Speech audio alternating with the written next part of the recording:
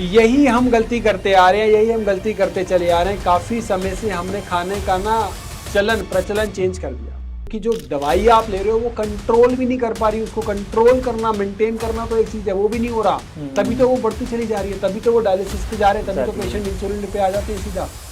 पैरों में सूजन आ रही हो, पेट में बहुत सी बार सूजन आ जाती है। जब किडनी काम नहीं कर रही तो पानी जो है पी रहे हैं, फिल्टर नहीं हो रहा होता, पानी जो है वो शरीर में जाके इकट्ठा होने लगता है। कि चलो पैकेट वाला जूस ले लिया, वो जो डब्बे में आ रहे हैं और जूस पीना शुरू कर दिया। वो डब्बे वाला जूस जो वो जहर है, वो 6 महीने 4 महीने पहले बन के आप उसको आज कंज्यूम कर रहे हो। सब कुछ हमने अपना चेंज कर लिया। उठने बैठने का टाइम हमारा जो है वो सूर्य के अनुसार नहीं है, खाने पीने का टाइम हमारा उसके अनुसार नहीं है। हम इन सब चीज़ों को अगर एडवांसमेंट समझ रहे हैं तो हम अपने शरीर को खोखला करते थे। पहले हम इंडियन टॉयलेट का प्रयोग किया करते थे, आज के समय में वेस्टर्न टॉयलेट का प्रयोग, जिस वजह से बीमारियां जो है वो बढ़ती चली। छोटी छोटी चीज़ें जो हमने चेंज करी है ना, उसके दीर्घकालिक लंबे समय में दुष्परिणाम होते हैं। उससे तो बढ़िया कुछ पॉसिबल ही नहीं है। आपको बाहर की किडनी, अपनी किडनी कट करके दूसरी किडनी लगा रहे हैं और वो आपकी जो है इम्प्रूव करे, उससे बेटर है आपकी अपनी किडनी जो है वो स्वस्थ हो जाए। आयुर्वेदा कितना सक्षम है किडनी प्रॉब्लम्स को ठीक करने में, और उनको ये नहीं पता कि डॉक्टर ने उनको बोला फ्रेश जूस लाने के लिए और वो लोग न्यूट्रिशन के नाम पे पैक जूसेस लेके जा रहे हैं। ऐसे ही डायबिटीज़ का है, डायबिटीज़ हुआ, उसके बाद इंसुलिन हुआ, इंसुलिन के बाद धीरे धीरे इंसुलिन की डोजेस बढ़ती गई और फिर डायबिटीज़ के कॉम्प्लिकेशन आ गए। हार्ट पे, लिवर पे, किडनी पे, ब्रेन पे कॉम्प्लिकेशन आने शुरू हुए। हमारे यहाँ पे उल्टा है, पहले एलोपैथी में जाते हैं, फ़ायदा नहीं होता तो फिर उसके बाद इंडियन मेडिसिन में जाते हैं, जिसको ऑल्टरनेट मेडिसिन कहते हैं, जबकि वो ऑल्टरनेट मेडिसिन की श्रेणी में नहीं आता। इतनी पावरफुल है, इतनी सक्षम है कि आने वाले कुछ समय में ये मेन स्ट्रीम में है। इंटरनेशनल डाइट जो है वो कभी भी नहीं होना चाहिए। Pizza, burger, hot dog, pasta, exam है, अच्छा दही चीनी बेटा खा के जाना। दही चीनी के पीछे क्या रीज़न है? तो इंटरमिटेंट फास्टिंग, ये नए नए नाम जो आज हम सुन रहे हैं, ये आयुर्वेद में अनादिकाल से चलते हैं। ये सारी चीज़ें हमारे शरीर के लिए, प्योरिफिकेशन के लिए बहुत ज़रूरी है, हमारे शरीर के शुद्धिकरण के लिए बहुत ज़रूरी है। फीवर के लिए हमारे पास डोलो, क्रूसिन, इस तरह की दवाइयाँ ना हमारे घर में भरमार लगी होती है। सर आप बताना चाहोगे एक इंडिविजुअल की लाइफ में उनका क्या इन्फ्लुएंस होता है, हेल्थ पे, वेलनेस पे, वात पित्त कफ का क्या इन्फ्लुएंस होता है? देखिए, ये 3 दोष बताए गए हैं हमारे शरीर में चलाते हैं। 7 धातुएं बताई गई हैं, रस, रक्त, मांस, मेद, अस्थि, मज्जा, शुक्र, और 5 प्रकार की वायु बताई गई है, प्राण, अपान, उदान, समान, व्यान, और 72,000 नाड़ियां बताई गई हैं हमारे शरीर के अंदर। ये सारी चीजों के लिए, तीनों दोषों को बैलेंस करने के लिए हमारे लिए एक दिनचर्या होनी चाहिए। हमारे आयुर्वेद के अनुसार दिनचर्या, आहार विहार, परिचर्या सब उसी प्रकार से होना चाहिए, तो ये तीनों दोष बैलेंस रहते हैं। जब भी ये तीनों दोष ऊपर नीचे होते हैं तो हमारी बीमारी का कारण बनते हैं। तो इनको बैलेंस करने के लिए आहार विहार ठीक होना चाहिए, हमारा नींद डिसिप्लिन होनी चाहिए। कुछ लोगों का एक दोष बढ़ा हुआ होता है, कुछ उस हिसाब से वो बीमारी के लिए ज्यादा प्रोन होते हैं। कईयों की वात पित्तज प्रकृति होती है, जनरली ये कॉम्बिनेशन में होता है। कईयों की पित्त कफज होती है। इस तरह से इन तीनों दोषों के कॉम्बिनेशन में प्रकृतियां होती है, उसी हिसाब से उनको उस बीमारी के लिए ज्यादा प्रोन होते हैं। सर इसको आप डायग्नोस कैसे करते हो कि इम्बैलेंसेस को? देखिए, जब मैं आपके साथ बैठा हूं तो जब हम पेशेंट से मिलते हैं तो तसल्ली से उससे बात करते हैं। जब मैं आपसे हाथ मिलाऊंगा तो मैं आपके हाथ का टेक्सचर देखूंगा। हमारा डायग्नोसिस रूम में घुसते ही शुरू हो जाता है। आपने मेरे से पूछी, मैंने आपकी एज आपसे बिना पूछे बता दी आपको, हाँ इतनी, आपने कहा बिल्कुल ठीक बताया, क्योंकि हमारा डायग्नोसिस वहीं से शुरू हो जाता है। जैसे ही हम रूम में घुसते हैं, आपके कलर, आपके फेस का टेक्सचर, आपकी आंखें कैसी हैं, आपकी पैर की मूवमेंट कैसी है, आप बोल कैसे रहे हैं, वहीं से हमारा डायग्नोसिस शुरू हो जाता है। आयुर्वेद सिर्फ एक लिमिटेड नहीं है, ज्ञान नहीं है कि हमने देखा अनलाइक एलोपैथी की चल बुखार है तो सबको पैरासीटामोल दे दी। बहुत ही कस्टमाइज ट्रीटमेंट दिया जाता है, आपकी प्रकृति के अनुसार ट्रीटमेंट दिया जाता है। शुगर आपने बात की थी व्हाइट शुगर की, बट इसके अलावा ना आजकल लोगों ने ऑल्टरनेटिव्स निकाल लिए हैं। बहुत लोगों ने खांड यूज करने घर में शुरू कर दी है, देसी खांड, शक्कर खानी शुरू कर दी है। इनके बारे में आप क्या बताना चाहोगे कि ये कितने सही हैं या फिर ये भी सेम प्रणाली में आती है? शुगर ऑल्टरनेट है, ये ऑल्टरनेट नहीं है, ये ओरिजिनल है। जो हम पहले खाया करते थे, खांड लिया करते थे, गुड़ खाया करते थे। चीनी का भाई जब अंग्रेज आए कोई लेता नहीं था हमारे यहाँ पे, क्योंकि हम लोग शुगर और हम खांड और गुड़ लिया करते थे उस समय, शक्कर लिया करते थे उस समय। अब उन्होंने देखा कि ये चीनी जो बेचनी है कैसे बेची जाए, फ्री में दो, इंडियंस को, भारतीयों को फ्री में बांटो। कुछ चीज फ्री में बांटी जाती है तो लोग उसके आदी हो जाते हैं, यूज्ड टू हो जाते हैं। फ्री में तो हम जहर भी ले लेते हैं। पहली बार सिगरेट पीता है तो अपने दोस्त के साथ फ्री में पीता है, फिर पैसे दे के पीता है। ठीक बात कोई भी है। आदमी पीता है तो चीनी जो है वो पहले फ्री में बांटी गई, उसके बाद लोगों ने पैसे दे के लेना शुरू किया। तो जब चीनी बनती है तो वो एक बहुत ही कॉम्प्लेक्स केमिकल प्रोसेस से बनती है, जिसके अंदर बहुत सारे केमिकल्स का यूज होता है, सल्फर का प्रयोग होता है, उसको बहुत ज्यादा रिफाइंड किया जाता है। और अगर आप किसी चीनी मिल के बाहर से जाओगे तो आपको बहुत गंदी स्मेल आएगी, बहुत गंदी बदबू आएगी, इतने ज्यादा केमिकल का इस्तेमाल होता है चीनी में। जबकि जो गुड़ होता है वो सिंपल प्रोसेस से बनता है, गन्ने के रस से बनता है, केमिकल का प्रयोग नहीं होता। तो पहले जो था वो केमिकल के बगैर ही हम यूज किया करते थे, गुड़ यूज किया करते थे, खांड यूज किया करते थे। ये सब तो हमने अभी से शुरू कर दिया, चीनी के लेनी है, ये लेनी है। जब से हम बिना देखे आंखें बंद करके हम वेस्टर्नाइज होते गए तो हमने देखा चलो यही ले लो। तो सबसे बढ़िया ऑप्शन है, क्योंकि वो बिना केमिकल के चीजें जो हैं वो हम यूज करते आ रहे हैं लंबे समय। आयुर्वेद ट्रीटमेंट में ज्यादातर किस चीज पर ध्यान दिया जाता है? वेलनेस मेडिसिन पे, डाइटरी चेंजेस पे, या लाइफस्टाइल रिकमेंडेशंस पे? देखिए, जब पेशेंट हमारे पास आता है तो उसकी medicine, diet, yoga, acupressure, meditation, सब चीजें हम उसको बताते हैं। और अगर आप फॉलो कर पाओ तभी आप उसको शुरू करो। सिर्फ एक पर्टिकुलर चीजों से हम नहीं करते कि आपको दवाइयां बता दिया, कुछ बता दिया और बाकी चीजें हमने छोड़ दी, इग्नोर कर दी। तो हम इसको होलिस्टिकली सब चीजें बताते हैं, डिसिप्लिन लाइफस्टाइल की इंपॉर्टेंस बताते हैं। उसके बाद ही हम उसको एडवाइस करते हैं कि अब आपने ये सब चीजें अच्छे से फॉलो करनी है। खाना पीना तो बहुत जरूरी है, अगर आप वो नहीं फॉलो कर पाए तो कैसे होगा। 5 मिनट प्राणायाम अगर आपने कर लिया तो वो जो प्राणायाम है, कपालभाति, अनुलोम विलोम, वो 72,000 नाड़ियों को स्टिम्युलेट करता है बॉडी। जो हम एक्सरसाइज करते हैं वो हमारी एक्सटर्नल मसल्स के लिए जरूरी होती है, लेकिन जब हम योग करते हैं तो वो हमारे हर एक ऑर्गन्स को स्टिम्युलेट करती है, हमारी सेंसेशन जो नाड़ियों में होता है उसको स्टिम्युलेट करती है, प्राण शक्ति को जागृत करती है। तो योग की अपनी अलग इंपॉर्टेंस है, प्राणायाम की अपनी अलग इंपॉर्टेंस है। तो हर आदमी को 5 मिनट प्राणायाम डेली बेसिस पे अवश्य करना चाहिए। 5 मिनट कोई बहुत मुश्किल नहीं है समय निकालना, कि आप 5 मिनट खाली पेट सुबह अगर प्राणायाम करते हो तो एक आपकी प्राण शक्ति जागृत रहती है। बट बहुत से लोग हैं जो दूसरे फॉर्म एक्सरसाइजेस कर रहे हैं, बहुत से लोग हैं जो रनिंग करते हैं डेली, बहुत से लोग हैं जो स्पोर्ट्स खेलते हैं, कोई ना कोई जिम जाते हैं, वेट एक्सरसाइज करते हैं, तो ये चीजें वहां पे असर नहीं करती हैं?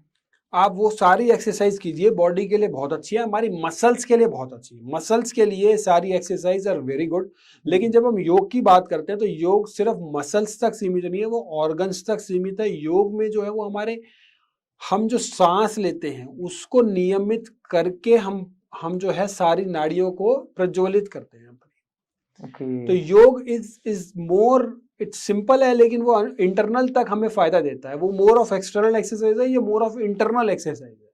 बिल्कुल सर, हम कोई स्पोर्ट्स खेलते हैं, रनिंग करते हैं, तो उसमें भी सांसें बहुत तेजी से, सांसें अच्छी, वो अच्छा है हमारी बॉडी के लिए करना। कार्डियक एक्सरसाइज है, कार्डियो वो करनी चाहिए। मैंने आपसे ये बोला कि वो अच्छा है, लेकिन ये वो एक्सटर्नल है, ये इंटरनल है। 5-7 मिनट अगर ये करेंगे तो इसमें भी फायदा होगा। दोनों चीजें की अपनी अलग अलग इंपॉर्टेंस है। इसका मतलब ये अच्छा नहीं कि ये नहीं करना या वो करना है, वो तो करना ही है, लेकिन 5-7 मिनट आप ये भी करोगे तो इससे भी बहुत अच्छे आपको रिजल्ट्स मिलेंगे, क्योंकि आपके ऑर्गन्स के लिए अच्छा है। योग को आप सबको अपनी लाइफ में हिस्सा बना लेना चाहिए, अगर नहीं है तो। हाँ, अब तो क्या है ना कि योग का आपने देखा कि चलन जो है पूरे वर्ल्ड वाइड हो गया है। हमारे देश से 5,000 योगा टीचर हर साल जो है वो वेस्ट में जाते हैं योग सिखाने। इतने ज्यादा बड़े स्केल पर योग जो है वो वेस्टर्न कंट्रीज में पॉपुलर होता चला जा रहा है, नो डाउट, इतने बड़े स्केल पे। और हमें क्या होता है कि जब वो लोग करना शुरू करते हैं तब हमें अपनी चीज की इंपॉर्टेंस होती है, इसलिए हम लोग भी वो सब करना हम काफी हद तक शुरू हो गए। महर्षि पतंजलि ने योग के जो जनक बताए गए हैं वो उन्होंने आज से 10,000 साल पहले, 5,000 साल पहले सब बता दिया था कि हमें ये क्रियाएं करनी है। मॉडर्न साइंस आज उसको अपने तरीकों से प्रूव करता आ रहा है। कितने बड़े बड़े योगी हुए हैं जिन्होंने अपनी प्राण शक्ति को प्रूव किया और मेडिकल साइंस को नेगेटिव उस समय गलत प्रूफ कर दिया। क्लिनिकली डेड हो गए योग के द्वारा और फिर दोबारा से अपनी प्राण शक्ति को जागृत कर दिया। ऐसे बड़े बड़े योगी हैं। डॉक्टर साहब क्या करते हैं अपने आप को फिट रखने के लिए?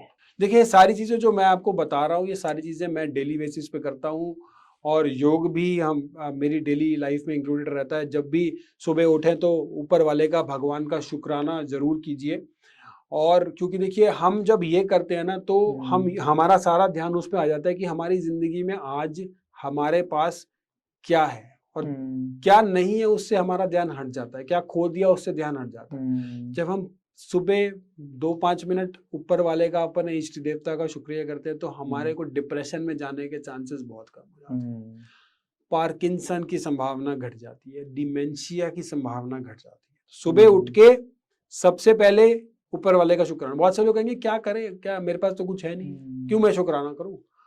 आज के लोग यही सोचते हैं ना, यूथ यही सोचता है कि मैं why should I do this, they need a reason for that.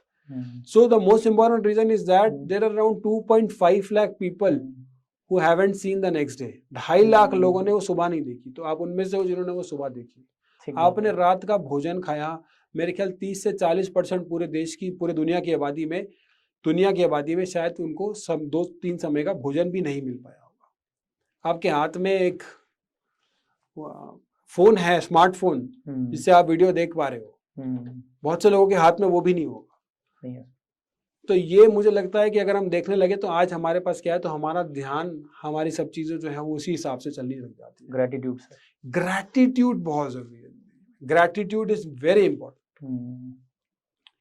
उसके बाद जब उठते हैं तो हमें देखना है कि हम हमेशा उठे तो राइट साइड करवट लेके उठे, लेफ्ट साइड करवट लेके ना उठे। जब हम सो रहे होते हैं ना तो हमारा जो ब्लड प्रेशर है वो एक तरीके से रिलैक्स होता है, पल्स, हार्ट, सब चीजें रिलैक्स मोड में होती है और हड़बड़ी से उठ जाते हैं बहुत से लोग। लेफ्ट साइड हमारा हार्ट होता है तो एकदम से हमारी जो ब्लड फ्लो है वो लेफ्ट की तरफ चला जाता है। जब हम उठे राइट साइड, हमारी डाइजेस्टिव जो है, डाइजेशन भी हमारा इंप्रूव होता है क्योंकि हमारा ब्लड फ्लो राइट में जाता है जब हम राइट करवट लेके उठते हैं। तो जब भी उठे राइट करवट लेके उठे। उसके बाद हमारे हमेशा 2 नॉस्ट्रिल्स हैं, एक लेफ्ट नॉस्ट्रिल, एक राइट नॉस्ट्रिल। अब इन दोनों नॉस्ट्रिल में से हमारी एक नॉस्ट्रिल ज्यादा चल रही होती है एक टाइम पे और दूसरी नॉस्ट्रिल कम चल रही होती है। अगर आप अभी भी देखोगे तो एक से सांस ज्यादा आ रही होगी, एक से कम। आप चेक करो आपकी किससे ज्यादा आ रही है, एक से ज्यादा आ रही होगी और एक से कम, राइट से। तो राइट यानी कि हमारी सूर्य नाड़ी होती है और लेफ्ट जो होती है वो चंद्र नाड़ी होती है। तो जब भी उठे सुबह सबसे पहले देखें कुछ से ज्यादा आपकी नोस्ट्रिल आ रही है तो वही पैर पहले नीचे रखें। उससे क्या होगा, उससे जो ग्राउंडिंग एनर्जी है वो ग्राउंडिंग एनर्जी हमारी बॉडी को तुरंत रिचार्ज कर देगी। Amazing sir. राइट नॉस्ट्रिल चल रही है तो राइट पैर पहले रखें, लेफ्ट नॉस्ट्रिल चल रही है तो लेफ्ट पैर पहले नीचे रखें। उसके बाद जब ये कर लिया तो हड़बड़ी में नहीं उठना, दिमाग को, मगज को रिलैक्स भी करना है। 10 मिनट 5 मिनट की मेडिटेशन भी जरूर करें। उस मेडिटेशन के कारण आप पूरे दिन जो है वो आपका शार्पली जाता है। जिस तरीके से वो कुल्हाड़ी को शार्प किया जाता है ना, ये पूरे दिन के लिए मेडिटेशन उसी तरीके से हमारी बॉडी पे काम करती है। तो 5 मिनट की मेडिटेशन जो है वो हमारे शरीर के लिए पूरे दिन के लिए अच्छी रहती है, दिमाग बड़ा शार्प। मेडिटेशन करने के बहुत तरीके हैं, आप कोई सरल तरीका बताना चाहो हमारे लिसनर्स को, जो जिसको वो फॉलो करें तो उनकी लाइफ में कुछ बदलाव आए। देखो मेडिटेशन ना बहुत से लोग समझते नहीं है क्या है क्या नहीं है। अगर सिंपल सी चीज मैं आपको बताता हूँ, मेडिटेशन जिसको नहीं भी समझ आती है, अपनी सांस के ऊपर ध्यान लगाओ। सांस बाहर आ रही है, बाहर जा रही है, बाहर आ रही है, बाहर जा रही है, आंख बंद करके बस उसी पे ध्यान लगाओ। इतना बेसिक हर कोई घर बैठे कर सकता है। I think this is more than sufficient for beginners. इतना कर लो, 5 मिनट कर लो, धीरे धीरे आपको समझ आने लग जाएगी क्या है। दिमाग को शांत करके एक चीज पे कॉन्सेंट्रेट कर लो। शांत रखना बहुत जरूरी है। बीमारियों से दूर रहने का कोई आयुर्वेदिक नुस्खा? देखिए बीमारियां बहुत सी प्रकार की होती हैं और मुझे लगता है कि बीमारियों से दूर रहना है तो सबसे पहले हमें आहार विहार ठीक करना है, अपना एक व्यायाम ठीक करना है। हमें अपने आप को फिट रखना जरूरी है। इस बॉडी को जितना आराम करेंगे ना, जितना आराम देंगे उतना ये खराब होती चली जाएगी। लोग बैठे बैठे खाते रहते, मोटे होते रहते। The longer the belt the shorter the life. जितनी मोटी कमर उतनी छोटी उम्र। ठीक बात है। तो ये उसके लिए आपको हिलाना है, चलते रहो। जितना वॉक करते हैं तो हमारे ब्रिस्क वॉक करते हैं तो हमारे बॉडी के लिए सबसे अच्छा होता है। कार्डियो भी होता है हमारी बॉडी के लिए, माइंड भी रिलैक्स होता है।